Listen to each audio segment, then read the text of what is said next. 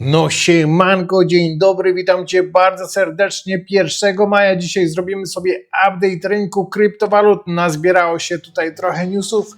Mamy trochę dobrych newsów, mamy trochę złych newsów, 50-50 mniej więcej i będzie super fajnie i ciekawie, także tradycyjnie zapraszam Cię na intro.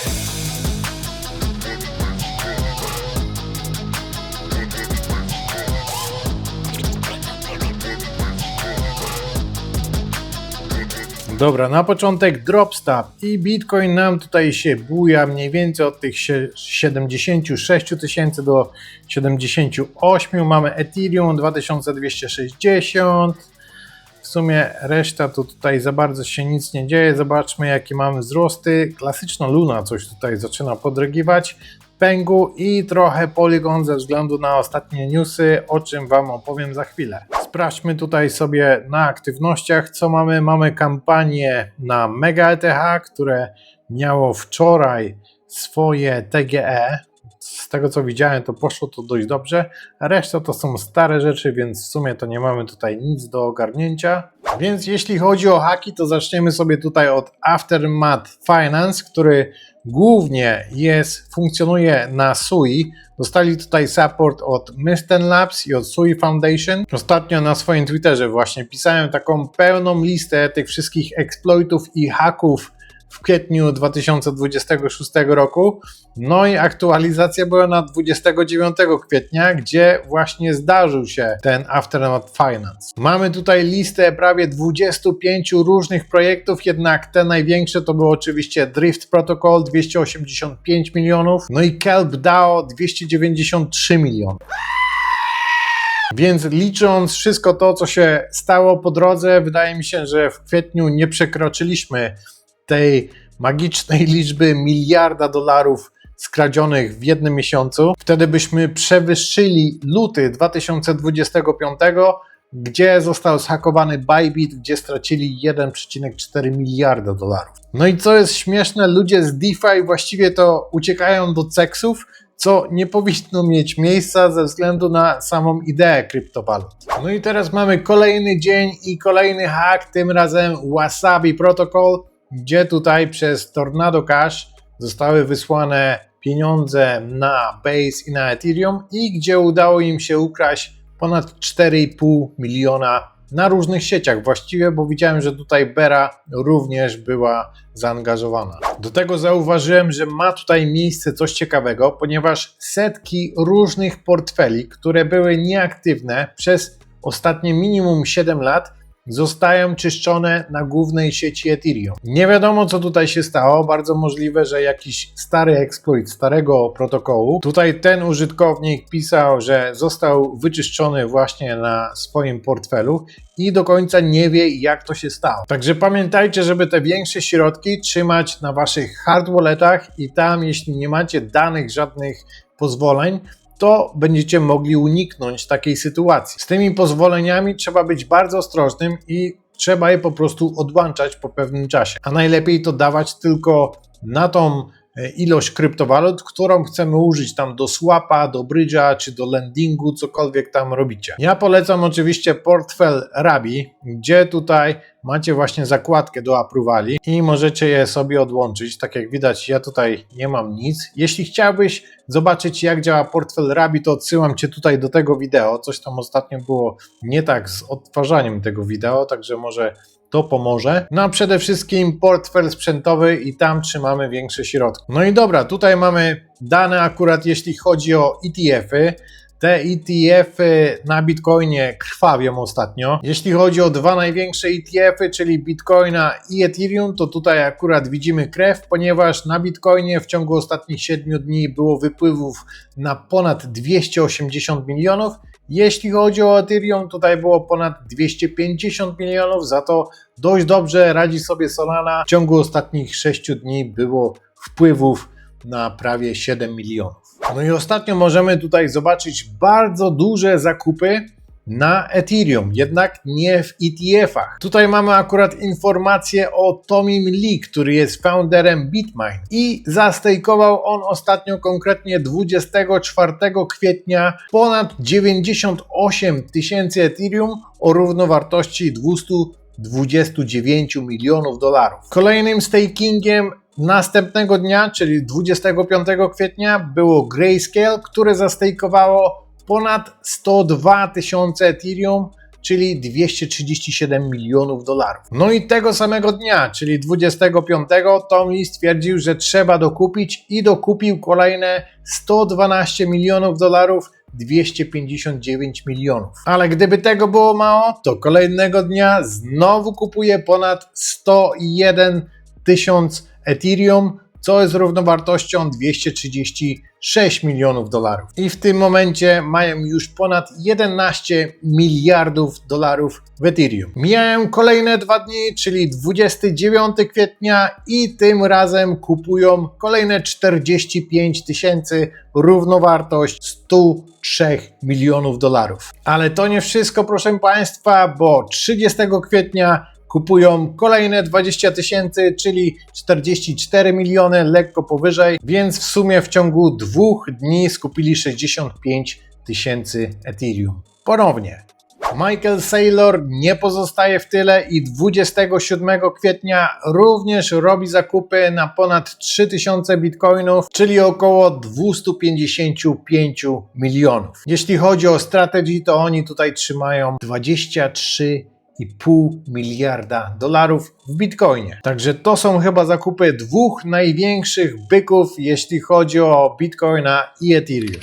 Tutaj teraz taka mała ciekawostka, ponieważ Santos podawał tutaj taką stronę, gdzie możemy sprawdzić, ile straciliśmy na fee, na ragach, na różnych rag poolach i tak dalej. On tutaj ma grubą liczbę, bo naprawdę przywalił sporo, 10 tysięcy ponad. Ja sprawdzałem swój adres, ale to nie jest za bardzo stary adres, ponieważ używam go jakieś 2, prawie 3 lata, więc tutaj mam niecały 1000. Na fee konkretnie przepaliłem 500 dolarów.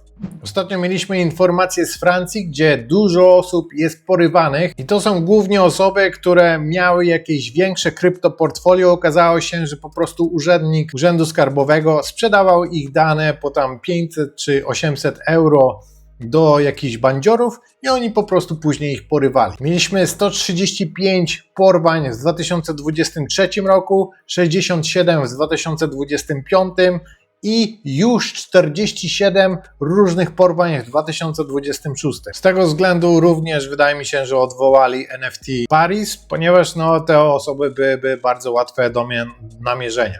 Ale mamy tutaj Racket Exchange. Jest to, powiedzmy, że taki mikser, gdzie możecie robić swapy na zupełnie inne portfele. Więc konkretnie wybieracie sobie, z jakiej sieci i co chcecie konkretnie wysłać. I nie działa to tylko na EVM, ale mamy tutaj również sieć Kosmosa, więc możemy z Kosmosa lub na Kosmos wysyłać. Ale poza tym mamy na przykład Bitcoina, Solanę, Sui, Ton i jest tego naprawdę dość sporo. Więc wybieramy sobie jeden asset z jednej sieci, wybieramy drugi asset z kolejnej sieci, podłączamy tutaj nasze portfele i gdzieś to tam po drodze się miksuje tak, że te transakcje nie są połączone, więc powiedzmy, że możemy sobie wyczyścić nasze portfele, po prostu transferując to w jakieś inne adresy, które nie są połączone z żadną giełdą i tak dalej. A jeśli chodzi o korzystanie z portfeli EVM bez gazu, no to sami wiecie, Rabi Wallet, już o tym wspominałem. Jeśli nie wiesz, o co chodzi, to wróć do tego wideo, które podpinałem wcześniej. Ciekawa sprawa, nie jest to wideo sponsorowane, ale widzę, że mają tutaj jakiś system afiliacyjny, także link zostawię oczywiście w opisie. I lecimy dalej. Co tutaj ostatnio się wydarzyło? 142% w ciągu jednego dnia na tokenie Blend, w ciągu właściwie jednej godziny. A kolejne tokeny, takie jak na przykład Space, reagują tutaj swoich inwestorów, 88% również w ciągu jednej godziny, także jedne lecą w górę, jedne lecą w dół. Dlaczego? Kurwa! Dlaczego? Niestety tak to jest z altcoinami. W ogóle ten Space zebrał jakieś 20 milionów dolarów. Tutaj to jest w samym pre-sale zebrali około 14 milionów. No i cena w dzień TGE po prostu zatankowała o 95%. Też tutaj widziałem takiego w sumie śmiesznego mema. ICO I joined, mamy grafikę z SPC i ICO I skipped. I tutaj mamy grafikę z Mega. Mega w ogóle również ostatnio miało TGE i mam nadzieję, że no, jeśli uczestniczyliście, to zarobiliście. Ja jakoś tego za specjalnie nie shillowałem. Starałem się tutaj dostać na jakiś airdrop, ale w ogóle z tym ICO była lekko krzywa akcja, ponieważ TG również zostało przesunięte, dopóty nie będzie konkretnej aktywności na sieci. Dobra, lecimy dalej i ostatnio mamy tutaj lekką nagonkę, jeśli chodzi o Zen. Wydaje mi się, że w naszym rządzie gdzieś poszła jakaś fama, żeby w ogóle zniszczyć to całe krypto. Ktokolwiek, jakakolwiek firma ma jakiś związek z krypto, przeszukać ją, przeskanować i co tam jest, to będziemy tego szukać i na pewno coś znajdziemy. Jak nie, to tak zrobimy, żeby znaleźć. I cały misterny plan też w pizdu. No i okazało się, że redaktor jakiejś gazety używał Zen i chciał dofinansować, zdeponować na jakieś konto hazardowe. Przy czym używał VPN-a, no i jemu się to akurat udało, ale jednak jeśli używamy Zena, to większość takich depozytów jest zablokowanych. Z tym, że nikt nie zabrania używać VPN-ów. Tak samo jeśli chcielibyście używać Polymarket, który w Polsce jest nielegalny, wchodząc tam przez VPN, dalej ta domena będzie normalnie aktywna i dalej możecie tam składać zakłady. Może by trzeba było zakazać VPN-a, no nie wiem. Ale jeśli chodzi o Zen, to publikacja TVN nie wykazała świadomego naruszenia prawa przez zen.com ani systemowej tolerancji dla nielegalnych transakcji hazardowych. Wykazała natomiast, że dziennikarz, dysponując wiedzą techniczną i narzędziami anonimizującymi, był w stanie intencjonalnie obejść wielowarstwowe zabezpieczenia spółki, a następnie przedstawił wynik tego działania jako dowód ich braku, nie informując uprzednio zen.com o zidentyfikowanym wektorze, nie dając możliwości reakcji mimo pozostawienia ze spółką w bieżącym kontakcie w innych kwestiach. Więc trochę tak tutaj redaktor po prostu zagrał nieczysty. Jeśli chodzi o Zen, ja akurat używam Zen od bardzo dawna i jest to jeden z najlepszych procesorów płatności i sami wiecie, że pokazuję je prawie w każdym wideo. Jeśli chcecie skorzystać z Zen Pro, wpisujecie Michu Zen, dostajecie teraz 90 dni. Mają tam wyjść jeszcze jakieś nowe promocje, ale czekam po prostu aż oni to klepną. No i jest chyba oczywiste, że na takiej aplikacji fintechowej nie trzymamy jakichś nie wiadomo to jakich pieniędzy, nie trzymamy tam oszczędności życia. Trzymamy tylko tyle, ile jest potrzebne nam na wydatki codzienne. To nie jest bank, nie mamy tutaj żadnej gwarancji, nikt nam tych pieniędzy nie odda, no i trzeba się niestety z tym liczyć, jednak Zen jest po prostu bardzo wygodny. Mają konto multiwalutowe, także jak dla mnie Zen to jest naprawdę super sprawa i nie widzę tutaj nic złego. Jednak lepiej jest dmuchać po prostu na zimne, nie trzymajcie tam żadnych większych środków, tak jak nie powinniście trzymać większych środków również na giełdzie, tak samo jak i na różnych aplikacjach fintechowych, które dostarczają płatności krypto. Dobra, i lecimy dalej z tymi newsami z Polski. No i tutaj mamy trochę informacji na temat tego, że Rafał Zaorski był zaangażowany w animację rynku na BitBay i prawdopodobnie był dłużny Sylwestrowi Suszkowi dość sporo bitcoinów. Ladies and gentlemen, we got him. Wyszła tutaj jedna rozmowa z Rzeczpospolitej. Jeśli jej nie słuchaliście, to możemy jej sobie teraz przesłuchać. Jeśli nie, to skipnijcie po prostu o 3 minuty do przodu. Ujawnienie całej prawdy. Musisz zrozumieć jedną rzecz, nie? Miałeś kurwa, wziąłeś bity, kurwa, była kasa. Miała być kasa, nie ma kasy, kurwa. Bitów nie ma bitów, nie ma kasy. No to Rafał, wiesz, no to wiesz, No dużo popłynąłem, praktycznie straciłem też dużo swoich, dużo, bardzo dużo. Ja ci powiem, Rafał, co mnie najbardziej boli. Bo to, że straciłeś, to jedno, ale to, że mnie okradłeś, czyli powiedziałeś w Dubaju, że potrzebujesz i wysyłasz, to jest kurwa kradzież i to dobrze o tym wiesz. I to była żywcem kradzież, Rafał, nie? I to jest najgorsza rzecz, jaką kurwa mogłeś zrobić, nie? I to jest jakby, wiesz, meritum tego wszystkiego, nie? Bo gdybyś wtedy przynajmniej tego jeszcze nie zrobił. A ty tak, nie dość, że z CryptoGemu wypłaciłeś pieniądze, bo wypłaciłeś kasę, co widać na koncie, wszędzie. A, to co tam Karol obrabiał, kumam, dobra. No, znaczy wiesz, no Karol, nie wiem kto. No i dobra, no sami możecie powiedzieć, co o tym sądzicie. It's a scam. It's a scam. and I refuse to be scammed. Jak coś, to zamieszczę link po prostu w opisie, możecie sobie tego przesłuchać, no ale wygląda na to, że po prostu Rafał leciał tutaj na grubo. Co jest najlepsze? Ta rozmowa była dzień po live'ie u Majka Satoshi i po kilku dniach nagle pojawiła się zbiórka na token BSB. Ten sam token, który właśnie teraz Rafał próbuje pompować przy różnych okazjach. It's a scam. Tak jak już kiedyś napisałem, Rafał chciał być Livermurem, a został niestety Madoffem. No i dobrze, lecimy dalej. Tutaj mamy akurat dobre wieści od Polygona i nie tylko, ponieważ Meta, więc Facebook, Instagram, WhatsApp planują zaimplementować blockchain i to nie tylko Polygon, ponieważ również tutaj pojawia się na przykład Solana, więc Meta będzie używać USDC na Solanie, jak i również na Polygonie po to, żeby wypłacać kreatorom swoje wypłaty.